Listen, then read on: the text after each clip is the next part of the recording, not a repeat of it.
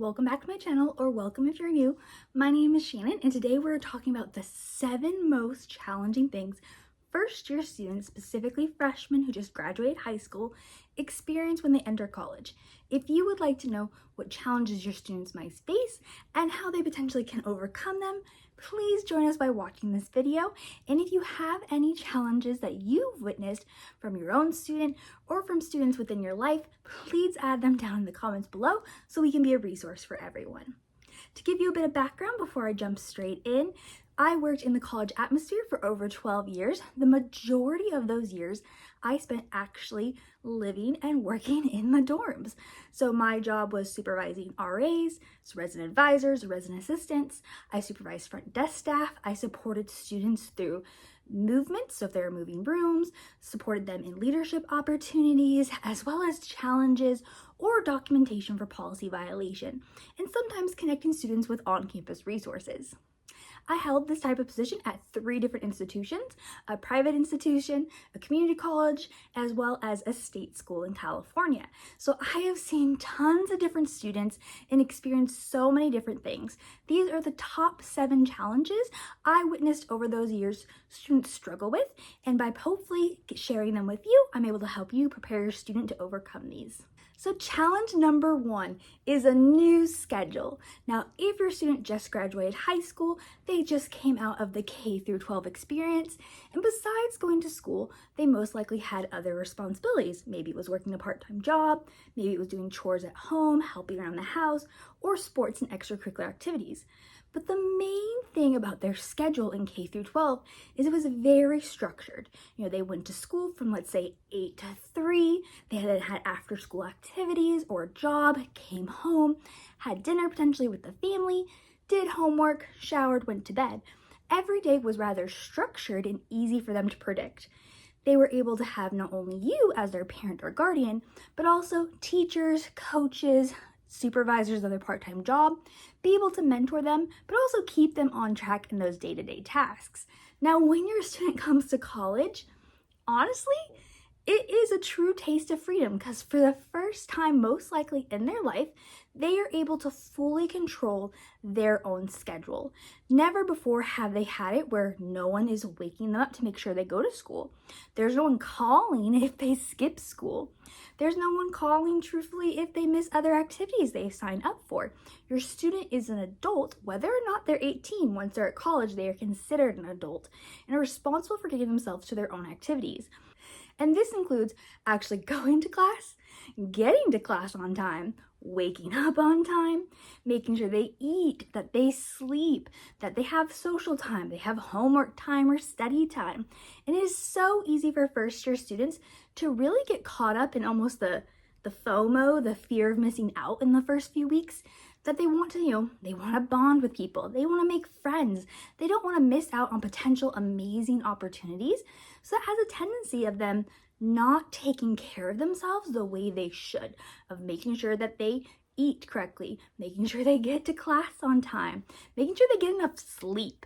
It really can lead to a lot of other challenges because they are fully responsible for their time. Now, my recommendation to you as a fellow parent and someone who saw so many students go through this challenge is to help them start in high school planning and balancing their own schedule. So if you are waking them up for the morning, having them instead be responsible for setting their alarm of when they need to wake up, when they need to make sure they take a shower, when they need to ensure they get out the door to go to school on time. Have them more and more responsible for some of those everyday tasks. If you currently help them do their laundry, that's a great adulting experience to teach them now, because I can tell you so many students come to college not knowing how to do laundry. But especially if they're wanting specific items by a certain deadline, they can be responsible for that now because they're gonna have to be in the future.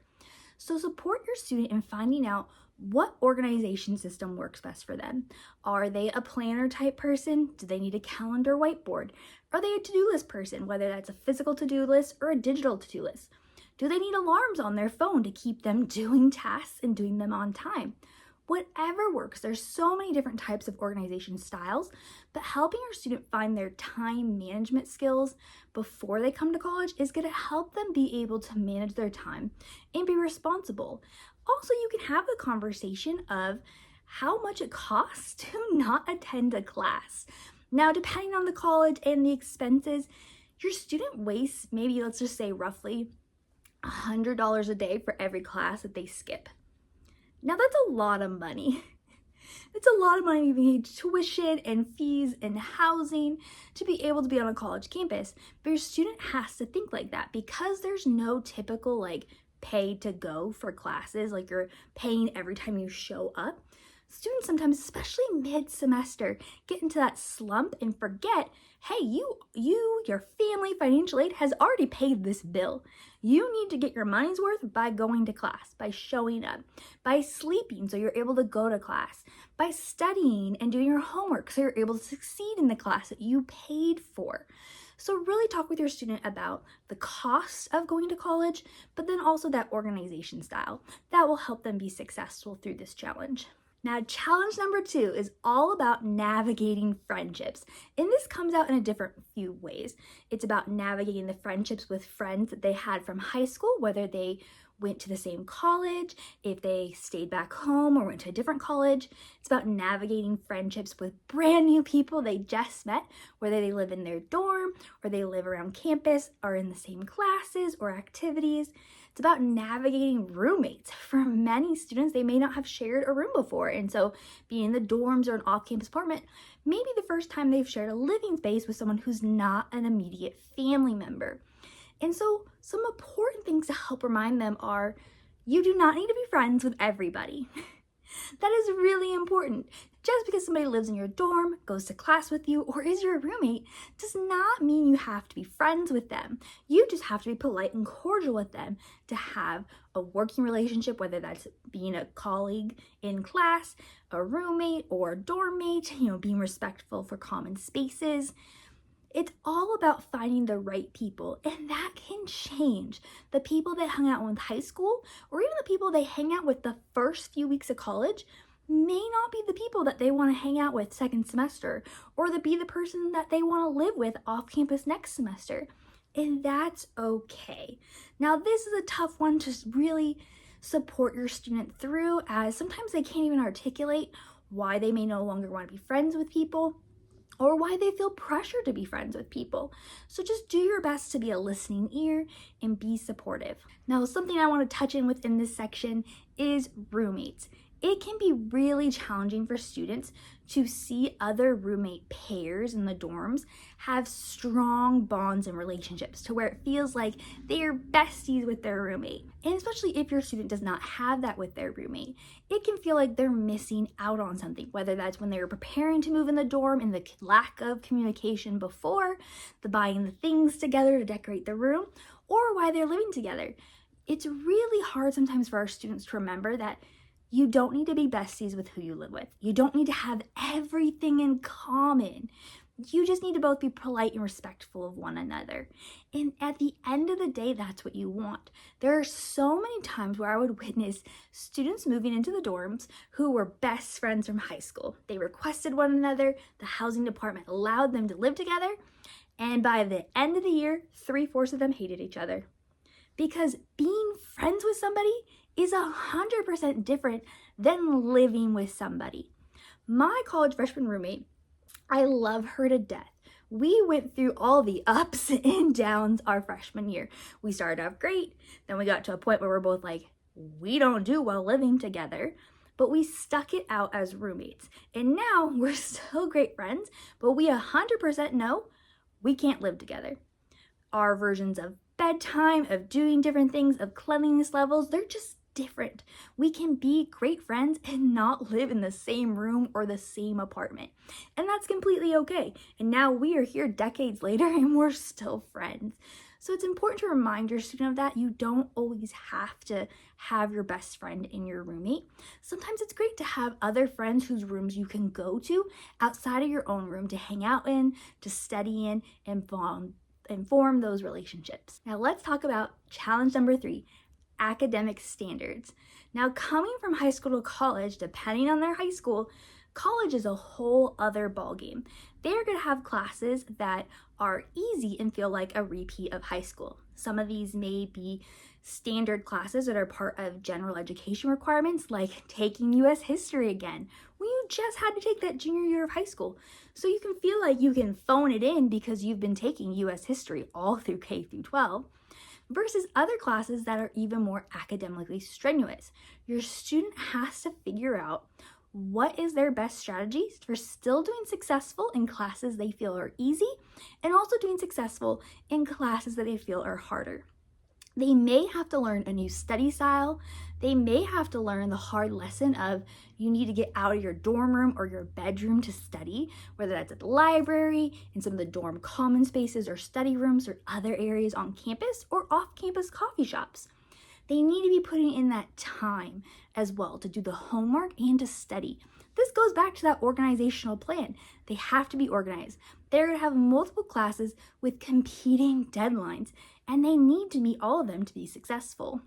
Now, something that is talked about often at colleges, and sometimes it's hard for students to wrap their head around, but for every unit or credit hour a class has, they are supposed to be spending 2 to 3 hours a week for that class doing homework or studying. So for a typical 3-unit class, which many classes on college campuses are 3 units, your student should be spending 6 to 9 hours a week doing homework and studying for the class. Now, that does not mean that is going to be the standard every single week, but to really be successful in classes, they need to be spending that time. They need to schedule into their daily activities, doing their homework, studying, preparing for papers. They have to learn the art of not always procrastinating, as many activities, academic papers, and such are going to take a lot of planning and thought to complete that can't just be completed in writing the paper the night before. Faculty may also be very particular about students editing their work or having the correct format, whether that's MLA, which most students use in high school, or APA, which they may have not been introduced to in high school, and may have to learn a whole new style of writing and citing their sources. It's important for them to take that time and know that some days they're going to feel like they're on top of the world with their classes, and classes are easy, and then some days they're going to be like, I am drowning. Now, for you, it's important to remember you can support them by reminding them to plan out their time, to even if they need an extra hand talking with them about what is on their syllabus, whether that's upcoming quizzes or tests and what they're doing to prepare for those. You also can remind them of the resources on their college campus. Almost every college campus has a tutoring center of some sort where they can go and sign up for tutoring sessions or sign up for supplemental instruction sessions to study for exams. There's also academic advisors and career advisors on college campuses specific for your student's major or for general education classes that can really help support them through this as well. And there's always other students. There's often TAs for classes. They have resources, but it's up to them to reach out to these resources. The resources aren't going to come to them. They have to go to them. All right, challenge number 4, eating to fuel their body. Now, really think about in K through 12, for many students, their meal times are scheduled. They're often eating 1 or 2 meals a day at home with family. That could be breakfast, it could be dinner, and then at lunch, they're often eating at a set time with their peers. Now, once they're in college, and their class schedules can be all over the map, their part-time work schedule or their extracurricular activities, they have to be responsible for themselves to eat and get those 3 meals a day or also additional snacks, but also to eat well. It is so easy for students with a meal plan to just eat what sounds good. You go into the dining hall and there are, French fries every day. There's burritos, there's tacos, there's pasta. It is so easy just to go in and eat those yummy comfort foods that we want to eat. But is that fueling their body? Are they eating enough protein? Are they getting enough fruits and vegetables? Are they drinking enough water and not just drinking energy drinks and coffee drinks? They really need to figure out what works best for them, because if they're not fueling their body, they're not going to be successful overall, whether that's academically or just personally. It's also really easy for students to just eat what is convenient, and that could be fast food, going to fast food, DoorDash, Grubhub, versus eating a true meal. I always recommend, if your student has a meal plan and they're eating in a dining hall, for them to do a lap around the dining hall first to see all the options, and remember, they can make their own dish. They can go over to like the main stage station and just ask for the protein. They can go to the salad bar and get veggies. They can go get a side of pasta, but not eat just a bowl of pasta. Take the time, do a lap, see what's available, and then make their own healthy dish that sounds good for them, but covers all the bases of what they need. Now, as a parent, you can help them through part of this journey by maybe you need to buy them a cute water bottle to help them stay hydrated with water. Maybe it is you supporting them starting to cook once a week for the family, maybe every Saturday or Sunday evening. It's their responsibility to cook a meal, so they learn to cook, especially when they're living on off-campus housing without, a dorm-style dining hall. They need to learn how to cook for themselves and cook healthy things beyond just pasta for themselves as well. You can also support them by providing healthy snacks whenever you're able to. Maybe it's talking through with them, adjusting their grocery budget, or also utilizing the on-campus food pantry. Talk through these things with your student before they go to school and remind them of these things as they're going through school throughout the year. They need to be fueling themselves or they will crash out or also potentially get sick faster. Living in the dorms especially, you are living around hundreds of people. That's hundreds of people with germs who travel everywhere, who go home, sporting events to different things, and it becomes a petri dish. Your student will get sick at college. It's just the reality. And if they're not fueling themselves by being hydrated, by eating what they need to eat, they're making their bodies more susceptible to getting those cold and viruses. All right, challenge number 5, drugs and alcohol. Now, depending on your student, they may or may not been exposed to these things in high school. And it's no secret that most colleges have a drinking atmosphere. It's very easy to go out for Wine Wednesday, Thirsty Thursday, Fun Friday. I can't remember what Saturday used to be called, but there's at least 4+ drinking days a week. And that's not even counting the drinking holidays. Students can easily get wrapped up in that party scene. And so it's important for you to remind them of options to keep themselves safe, to pace themselves, and talk through what to do if they get in situations where they feel unsafe. So let's talk about those. With pacing themselves, really, maybe do the math with them and talk about how much they weigh and how many drinks per hour they can have, or shots per hour, or keeping track of what they're drinking. Those are really important because your student needs to know what they're consuming into their body. And if they're consuming it too fast, it may not hit right away, and then later it's gonna hit and it's not gonna be pretty. With staying safe, staying in groups, whether they are guys, girls, they, them, staying in groups. No one should ever be alone at parties. They should always be with a group of people and have backup plans if they get separated. Covering their drink if it's an open cup, getting their own drinks and not accepting drinks from other people, not staying in certain areas that feel sketchy. Like if something feels sketch, if their gut tells them, the vibes are off, they need to leave. They need to go. Take the friends and go. Don't stay in situations where they don't feel safe. And also just talking through with them about they don't have to do alcohol and drugs to have a fun time. If they feel like they can only hang out with their friends and the only way to do that is to drink or do drugs, they need to find new friends. And there are tons of people on college campuses who don't drink alcohol and don't do drugs. They just need to find the right people. Join some new clubs, hang out in the dorm on a Friday night, and see who's around. Walk through the building. There are people there who are doing other fun things that aren't including drugs and alcohol that they can hang out with. Now let's also talk about safety plans. What your student can do if those vibes are off, if they get separated from their friends. They need to have backup plans. So is that they're gonna call an Uber? Is that they're gonna call home or call somebody who can drive them?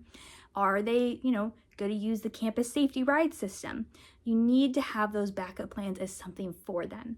And that could be you financially providing them with emergency backup money to be able to use an Uber or such, or talk through situations when you allow them to use your credit card to get those items to be able to get home safely. Really talk through each of those scenarios. These are not fun conversations to have with your student. It might feel like you're lecturing them, but it's okay to be like, ask them the what ifs. What if you get separated from your friends Friday night and you have alcohol in your system? What are you gonna do? You are downtown all alone, you don't really know where you are, and it's pretty dark out. What are you gonna do?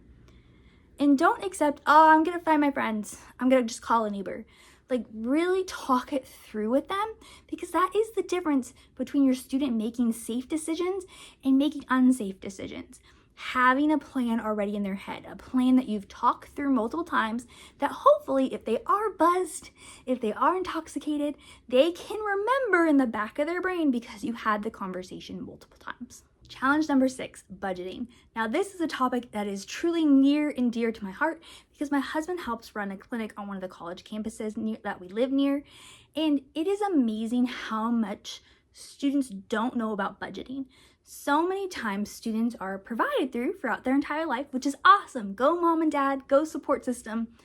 But you need to teach them basic budgeting skills before they go out into the world.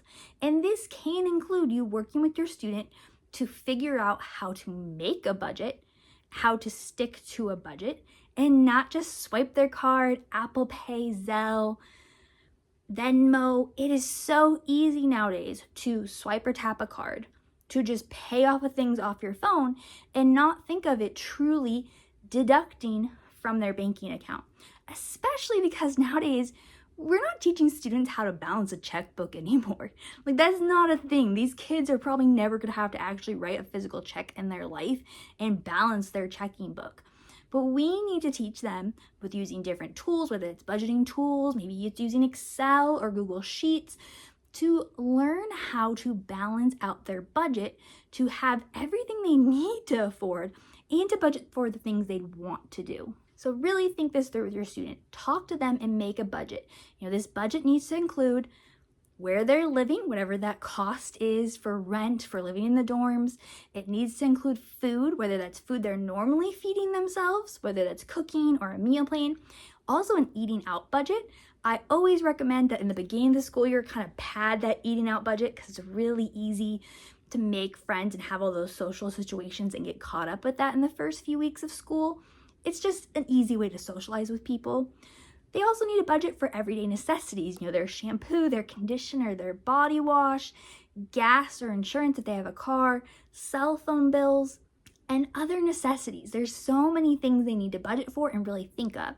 And I challenge you as their parent to, maybe it is the summer before they go to college, maybe it's the semester before they go to college, to make a budget with them and go through it every couple weeks with them. Challenge them to stay in budget. See what they're actually spending. See how they're going to be able to do this college when you are away from them. And maybe when they're home from breaks, you sit down and go through that budget together to make sure that they're doing okay and staying on track. Or talking through the times that they did not stay on track and how they can avoid that in the future. Now, I also want to give you 2 great tips that can also help your student, especially if they're feeling some struggle with budgets.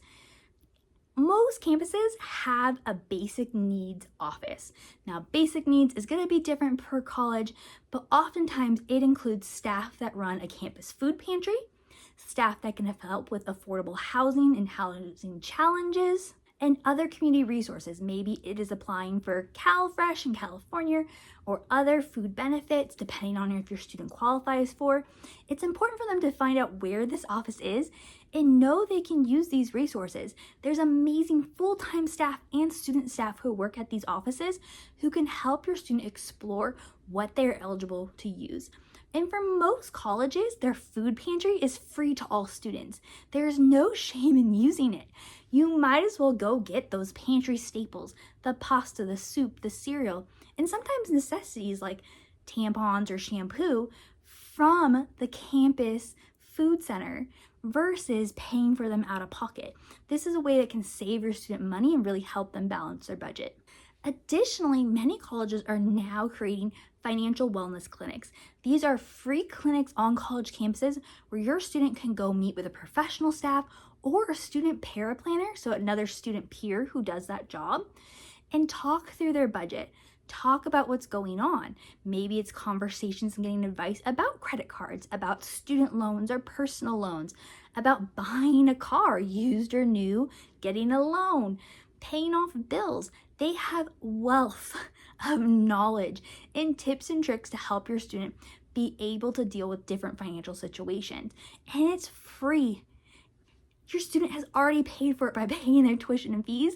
They might as well go take advantage of it and see how it will help them not only while they're in college, but to set them up for their future once they graduate.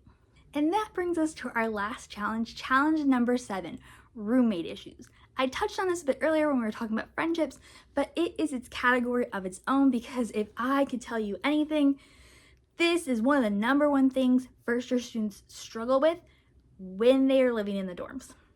Whether or not they're living with somebody that they chose to, whether they were already friends or they chose each other during a matching period, or a random roommate assignment, either in a traditional dorm or in a suite style dorm, there's so many dynamics that go into roommate issues.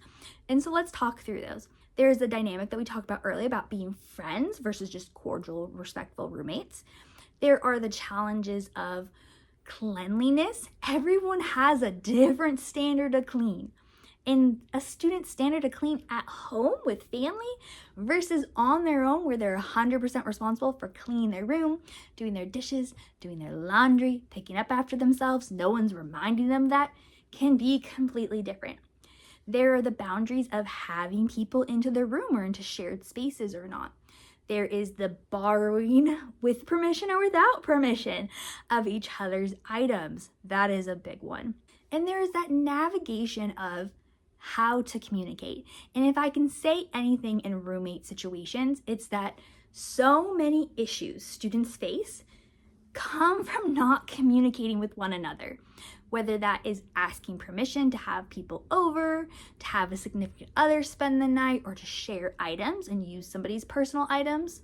It comes from not creating boundaries, or it comes from people stepping over or smashing each other's boundaries and that not being communicated to one another. Truthfully, to be successful roommates, your student needs to talk to their roommate. If something is a hard stop pass for them, they do not want their roommate sharing their makeup. They don't want their roommate borrowing their clothes or eating their food. They have to communicate that ahead of time. And if the roommate crosses that boundary, they have to just politely call them out on it.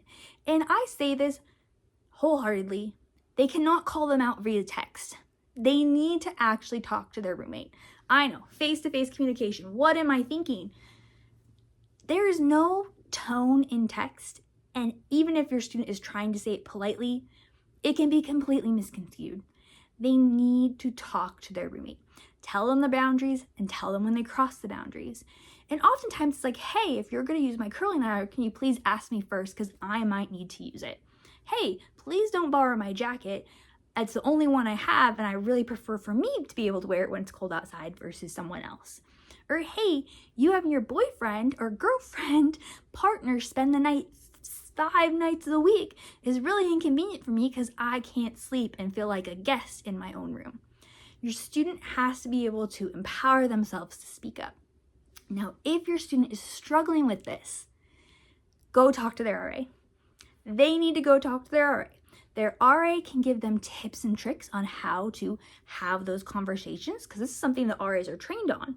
The RAs can also help manage a conversation between roommates where they are the mediator and manage back and forth between them. All of these dynamics and issues students may be facing. Now, depending on the housing department, students may be required to complete what's called a roommate contract ahead of many of these issues happening. For many schools, within the first 6 weeks of school, they'll require that students meet with their RA as roommates and talk through all these different boundaries. There's literally like a fill-in-the-blank form of all the things we've dealt with over the years for students to fill out how they will talk to one another, what things are okay to borrow or not without asking or with asking, and what to do if they have an issue. And really, my pet peeve was always when students were like, the question would be, what are you going to do if there's an issue? And they'd be like, we're going to talk to each other. And I'm like, no, you're not. You're going to text each other, or you're going to passive aggressively be annoyed at them and not communicate with them or talk to the other people about them. Your student needs to not be afraid to say, I'm going to have a sit-down conversation with my roommate, one-on-one, alone, face-to-face, or we're going to grab our RA to help us mediate this conversation. RAs are here as a resource for your students to help them through the situation, but at the end of the day, your student has to buck up and advocate for themselves. Let their roommate know their boundaries, let their roommate know if they crossed their boundaries and how that made them feel, and talk about solutions. And overarchingly, be a respectful roommate themselves to their roommate. Asking before having people over, asking before borrowing things, talking through situations, not being passive aggressive, not texting, not yelling at each other, not talking to other people about the situation other than maybe an RA for a resource. Really, this is adulting. They're gonna most likely the rest of their lives live with other people, whether that's friends, partner, children. They have to learn to communicate these things. In college, especially in the dorms, this can be a crash course, but this is great at setting them up for success later down the road. For you, be that listening ear, listen to them, listen to their complaints, recommend things they could do with talking with their roommate, of setting boundaries, of talking with their RA, be that support system through them, but remember, they need to handle these things on their own. You should not be calling housing or trying to contact an RA unless there is a truly dangerous situation. Your student has to advocate for themselves. They are an adult now. They need to be able to do this. They can contact their RA. They can contact the housing office if something's going on. Let them be empowered. Empower them to handle these situations. Alrighty, y'all, so those are my top 7 challenges that students face when coming to college. Really focusing on those first-year students who just graduated high school. These are the most common things I saw for the many years I worked and lived within the dorms with students as a professional staff, and even prior to that as an RA. If your student goes through any things, know they are not alone. There are resources, and staff is here to help, whether that's the RAs or the professional staff. Help your student advocate for themselves. Help your student be able to utilize the resources that they pay for on their college campus. And many of these things can be avoidable, some cannot, but it's all about managing emotions and going through the process together. If there's any challenges you or people in your life have experienced, please add them below. Let's be a resource for one another and share the information or share suggestions you have to help them mediate these kind of situations, or as a parent, be supportive of their student. If you would like more content, please feel free to subscribe here on YouTube, but also you can follow me on Instagram and TikTok. On YouTube, I post 2 videos a week. Monday is my college series, which is all things dorm life, RAs, scholarships.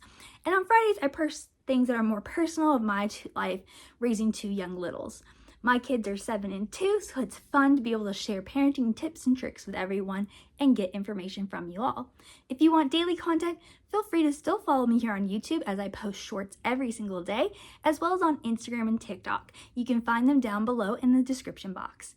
I hope you all have a wonderful day and are staying healthy.